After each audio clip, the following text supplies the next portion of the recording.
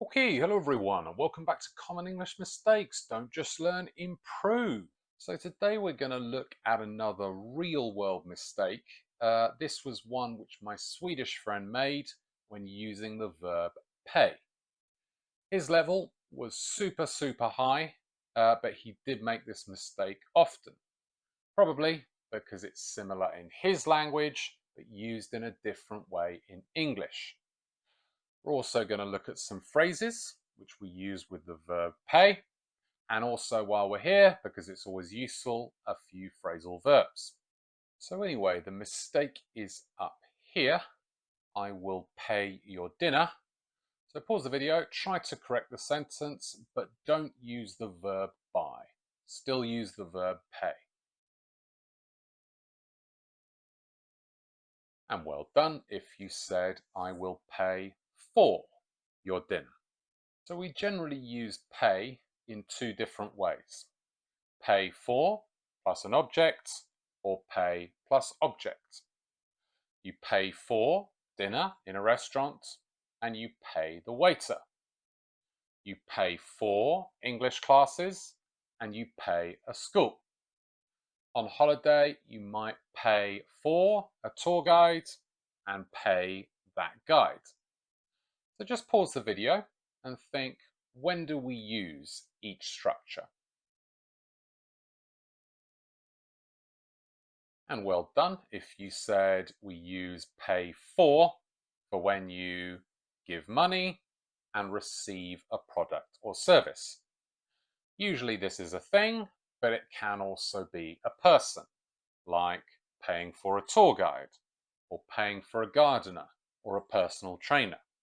Whereas pay plus the object, no preposition for, is just the action of giving, transferring money. And usually this is either a person, pay the waiter, or an organization, pay the school. Also, if it's a person, we can use it in the phrase pay someone to plus infinitive. For example, we paid a tour guide to show us the city. I paid my friend to paint my living room. Or we paid a plumber to fix the toilet.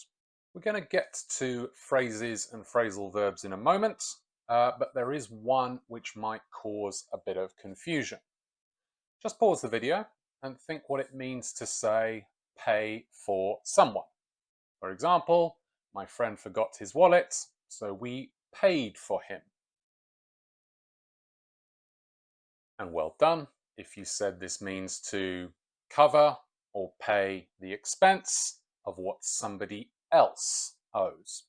And usually you're going to use this to talk about your friends. So let's now look at some fixed phrases with the verb pay. Firstly, if you use gas, water, electricity, etc., at the end of the month, you need to pay a bill. Money you earn from your job, you're going to need to pay taxes. If you do something wrong, something illegal, you might need to pay a fine, a financial penalty, like a parking fine or a speeding fine for your car. If it's a large amount of money you're going to pay, you might pay a deposit, a smaller initial payment. You can pay the whole amount, all the money. And a nice colloquial one for that is pay in one lump sum or pay a lump sum, meaning one big payment. The opposite is to pay in installments, lots of little payments, often every month. To live in a house, the options are paying rent. You also say pay the rent or pay your rent with a pronoun. Or to buy a house, most people get a mortgage, borrow money from the bank, and every month you pay your mortgage. To use something, you're going to pay a fee, like pay a parking fee or pay school fees. And to use something like Netflix or get a magazine, you're going to pay a subscription. And finally, if you borrow money from somewhere like a bank, you're going to repay the money, but also pay interest. If you borrow money from a friend, usually you don't pay interest. So those are quite useful because they're all things we do in our daily lives. So make sure you know them, know how to use them. Finally, let's look at some phrasal verbs. Once again, there are the example sentences, phrasal verbs highlighted in yellow. Just pause the video and think what each one means.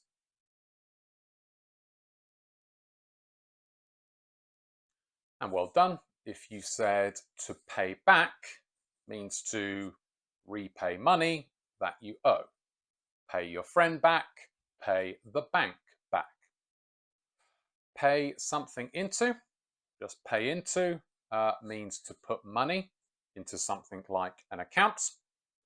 As we've seen with other phrasal verbs, pay into something, or if there's no object afterwards, just pay in. And then to pay something off means to fully repay a debt. And typically, this is going to be something big, like a mortgage or a car loan, and usually from a bank. You wouldn't use this with a personal debt, with a friend. To pay up means the same thing, but it's used in a slightly different way. Firstly, it's intransitive and doesn't take an object, whereas pay off is transitive, needs an object, and it implies there is some reluctance that the person doesn't want to pay. You could also use this as an imperative. We need to leave, you need to pay up. And finally, to pay out means to distribute money or resources. And usually I'd use this in the context of companies. So hopefully those are going to be useful for you. Always good to build up your phrasal verbs. Finally, I've got 3 questions for you to practice those easily confused structures from the start of the lesson. So firstly, what was the last thing you paid for? Who exactly did you pay? A waiter, a shop assistant, etc. And just to practice the other meaning of pay for, when was the last time you paid for someone? So do write your answers in the comments, guys. Always good to practice the language. Anyway, that's basically it for today. Once again, if you haven't subscribed, do make sure to hit that button. Lots of good stuff coming for you in the next couple of weeks. Lots of authentic mistakes and how to correct them. Other than that, I'll see you in another video in the next couple of days. So until next time, see ya.